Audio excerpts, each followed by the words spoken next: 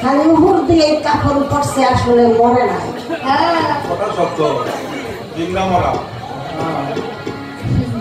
সাদা কাপড় পরে আমি ভাবছি অন্তরটা সাদা হয়েছে, এখন দেখি না ভিতরে কালো রয়ে গেছে। যদি কালো না থাকতো তাহলে এই যে 30 বছরের উপরে হয়ে গেল বিয়ার শাদী, আপনার কেমন কইতে পারতো যে আমার মানিকগঞ্জের ঠিকানাটা একটু দিয়ে এটা করতে পারতো না, করতে পারতো যদি সে এটা সরলতা হইত। আমি মনে করলাম আমি তো মানিকগঞ্জ যাই নাই, হ্যাঁ ওই আমার বাইরে পড়ছি, বুঝলেন না? আমি তো মানিকগঞ্জ চলে নেই, আমি আমার কাছে আর বিয়ে পড়ছি। 2 জন মিল্লা জিল্লা আর এক হয়ে গেছে। আমি তার চরণে ঠাই পাইছি, স্থান পাইছি। স্বামীর চরণটাই হলো সবচেয়ে বড় ঠিকানা। স্বামীর চরণ এটাই সবচেয়ে বড় ঠিকানা।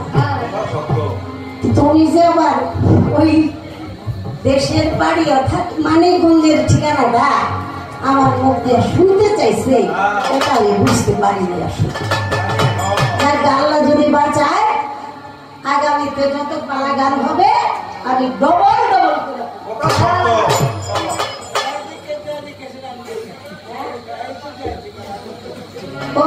আমার বড় ভাই আব্দুল রহিম খান কইতাছে, হ্যাঁ তো দেয় এর লিগে আমি দিই।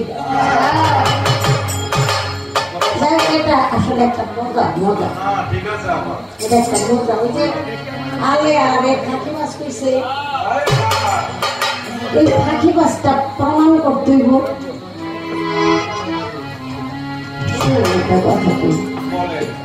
আপনার তো বাবা মানুষ, বাবা গো সব কথার প্রতিবাদ যদি মাই করতো তাহলে কে ঘরটাই ঠিক থাকতো না। নারীর জীবনে, স্ত্রীর জীবনে অনেক ত্যাগ স্বীকার করার জন্যই হইল সংসারটা সুন্দর। স্বামী অনেক বোঝাই বোঝাই কথা কইতে পারে, মায়ের তুইলা বাপরে তুইলা 14 গোষ্ঠী তুইলা যদি ধুইয়াও দেয় তবু স্ত্রীর একটা জবাব দেও। সেরকম আমি ফাঁকিবাজ, আপনি বলছেন আলেয়া মানে ফাঁকিবাজ, এর লিগে কইছিলাম আলো কইতেন। আপনার জীবনে কি আমার কোনো আলোই পান নাই? সম্রাট, এত বড় বয়কি, এত বড় সভাপতি বাংলাদেশ বাউল সমিতি, এখানে কি আমার কোনো অবদান নাই? খালি ফাঁকিবাজি দেখলেন, নিজের দিকে একটু তাকায়া পরে তুই একটা কথাবার্তা এটুক বললাম, এইটুকি তো বাদ হয়ে গেল। এটুক বললাম শুধু যেহেতু পালা গাইতে আসছি আলেয়া, সেই জন্য কথাটুক আমি বললাম। নিজের একটু প্রশ্ন করে দেখে, আমি ফাঁকিবাজ ঠিক আছে, কিন্তু আমি নিজেরে ফাঁকি দিছি। নিজের একবারে নিচে নিয়ে গাতার মধ্যে নিয়ে পরে আপনার হিসাব করছি। এর লাগে আমি আমার ফাঁকি দিছি, আমি আসলে এর লাগে আজকে প্রতিদান আপনি এইভাবে দেখবেন। এটা তো মজা করেও কইতে পারবে, একটা প্রেম আছে না? এত সুন্দর চেহারা, সুন্দর মুখটা মানুষ, এটা যদি এই ধরনের কথা কয় তাহলে মেজাজটা কেমন লাগে? আজকের পালাটা দিছে গুরু আর ভক্ত। এখান থেকে আমার কথা বলতে হবে। ভক্ত তো শুধু আরাধনা ভক্তি নিয়ে বলতে হবে, কিন্তু যখন স্টেজে দেয় তখন তো দুই একটা কথা আলোচনায় আনতে হয়। সে আলোচনার থেকে আমি একটা গান রাখি আগে, একজন সাধকের গান। পৃথিবীর বুকে আমাদেরকে আল্লাহ তাআলা তৈরি করে আমাদেরকে দান করেছেন আমানত, আমানত দান করেছেন। সে আমানতটা আমাদের রক্ষা করে যেতে হবে। আমানত যদি খেয়ালত করি তাহলে আল্লাহ তাআলা পেয়ারা রাখবে। তো এই আমানত সম্পর্কে আমি একটা গানের মাধ্যমে একটি প্রশ্নবোধক গান করে যাই, তারপরে আমি চেষ্টা করবো অল্প স্বল্প কথা বলার জন্য, কারণ ভক্তের বেশি কথা চলে না। যতটুকু হচ্ছে সেটাই হয়তো অতিরঞ্জিত অতিরিক্ত বিরক্তি, তাই নিজ বলে ক্ষমা করে দেবেন, যেহেতু মসজিদের সামনে এত কথা বলা ঠিক না।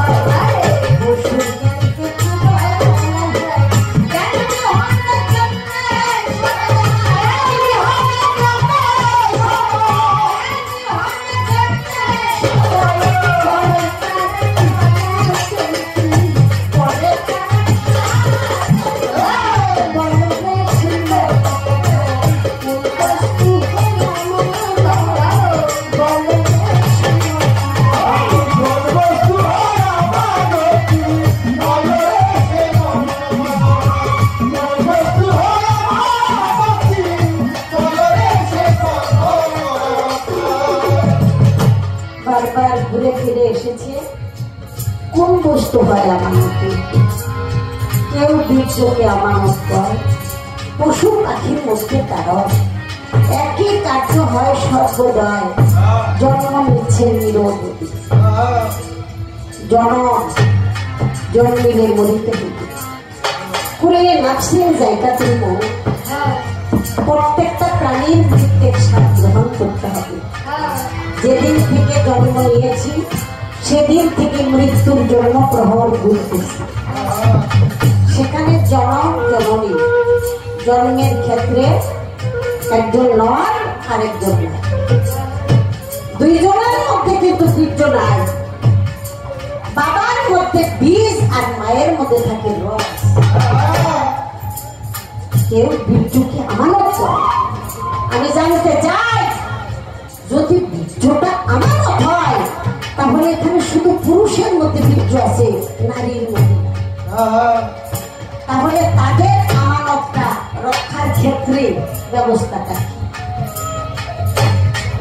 নারীর কি আমানত রক্ষা করার কোন বিধান আছে? নারী জাতি, নর এবং নারী, আল্লাহ তাআলা সুখের জান্নাতে আদমকে তৈরি করে অনেক বাগান, অনেক বাগিচা, অনেক সুন্দর মনোরম পরিবেশ, সৌন্দর্যের শেষ নাই। তারপরও আদমের ভালো লাগছিল। আদমের মনটা একটু কেমন যেন বিচলিত, ভালো লাগে না আদমের, ফুর্তি নাই ভিতরে। আল্লাহ বলে, আদম বানাইলাম তোমায় কেয়ার করে, তোমার কেন মুখটা মলিন দেখি? এখানে আল্লাহ আমার ভাতিতেছে দেখি। আদম যেন কি চায়, তাই তো আদম তন্দ্রাচ্ছন্ন অবস্থায় একটা নারীর রূপ দেখিল, মোহিনী রূপ। সাধকরা বলে আল্লাহ নিজেই নাকি মোহিনী। মায়ের দৌড় সবের না, তাদের একটা গান আছে, হ্যাঁ ভুল হইতে পারে আমার। আপনি আল্লাহ হইয়া রহিলেন ছাপিয়া আদমগণ।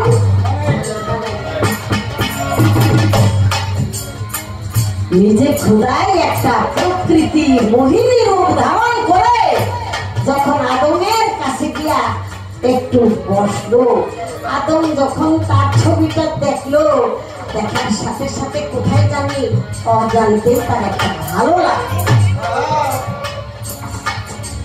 আল্লাহ সেই রূপটাকে দিলরে ছাপিয়া আদম কিন্তু রূপ দেখিয়া তারে ধরতে চাইছিল।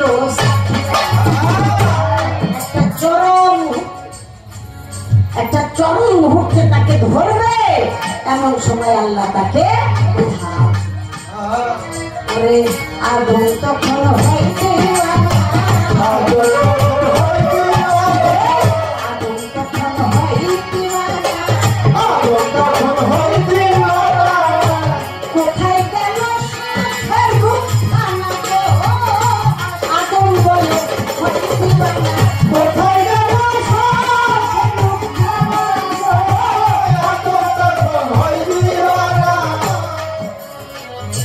কিছু ছাড়িয়া আদম একটু পাগল পাগল হইল।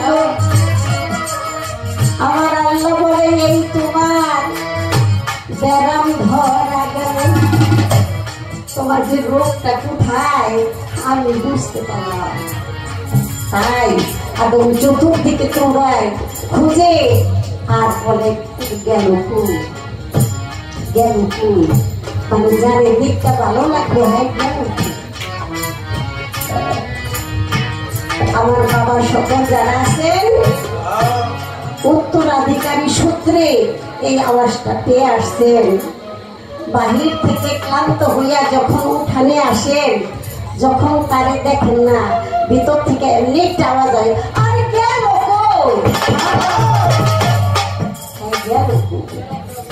এই যে বেড়া থেকে ওই যে বাবা কই গেল। আমি কি কেন বলতেছি? আল্লাহ তাআলা তখন আদমকে পরিপূর্ণভাবে একটা স্থিরতার জন্য আল্লাহ নিজের হাতে সেদিন হাওয়ার আগুন বানাবার জন্য ফেরেশতাদের আগুন পানি মাটি বাতাস নূর দরকার ছিল। ফেরেশতারা বানাইলো, সাথে মুক্র আবিদ ছিল, কিন্তু নারী রেখে বানাইছে।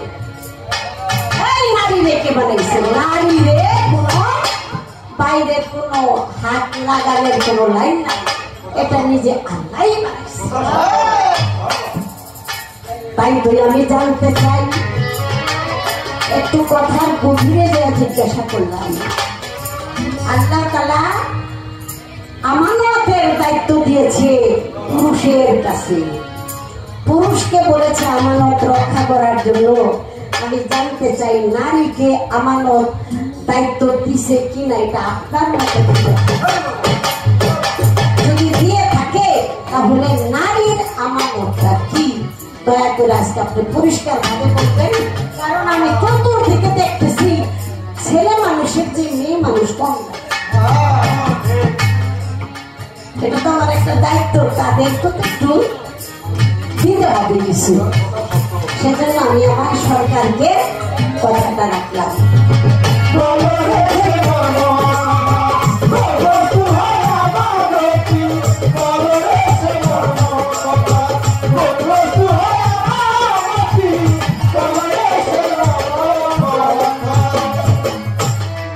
জ্ঞান যদি আমানত হয়, পশুর জ্ঞানকে কি বলা যায়? পশু একটা কুকুরই ধরেন, মনে আছে ওই যে আসাবে কাহা 6টা যুবক, বিশ্বস্ত একটা কুকুর, জালিম বাদশাহ দেশ থেকে পালাইয়া একটা গুহার মধ্যে ঢুকছিল, আর গুহার মুখে ছিল একটা কুকুর।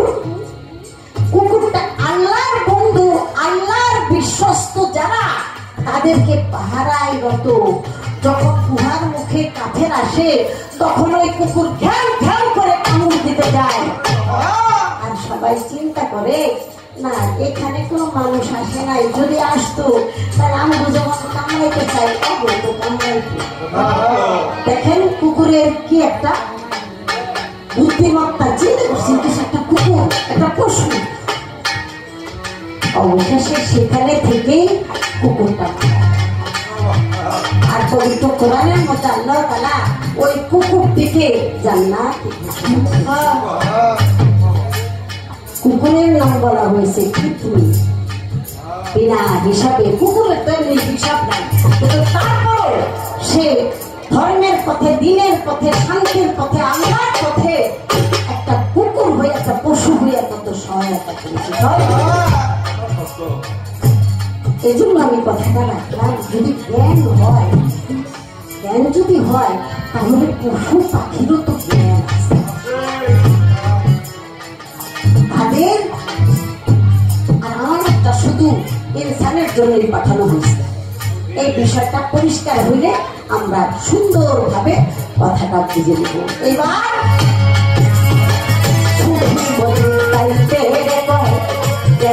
মানুষ